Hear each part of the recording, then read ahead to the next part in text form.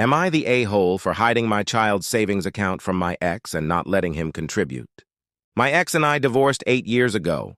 We have a 12-year-old son together. We don't discuss finances other than child support.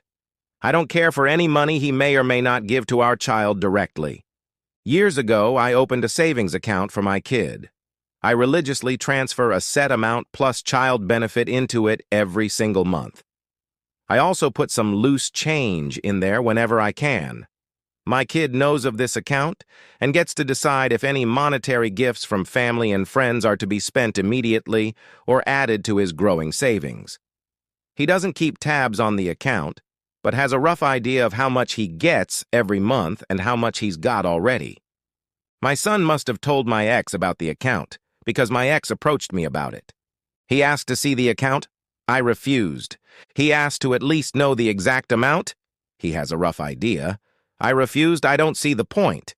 He asked to contribute and become a co-owner, as in, the account is to be from mom and dad.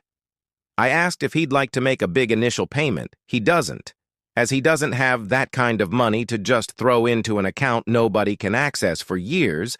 He just wants to join in now and throw in some cash here and there, but the amount that's already in there is to be overlooked. I refused.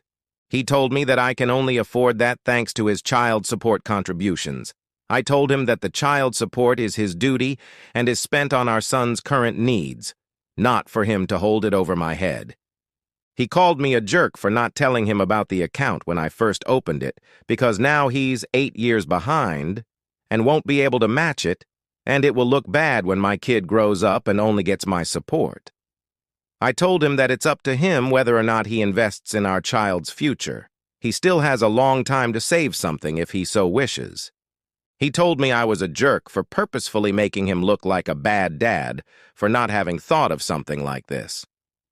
I don't think it's fair of him to ask to jump in and claim to have contributed to the savings I've worked hard on for years, but now I wonder if I actually acted like an a-hole for creating a situation in which I look like the better and more caring parent.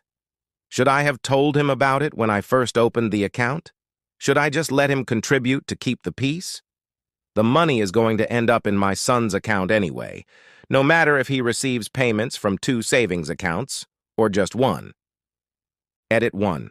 I thought I'd add, since this concern has already been raised a few times in the comments, it's an ISA nobody can withdraw money from until my child's 18th birthday, though I'm not sure he knows that, so I'm not too worried about any potential theft.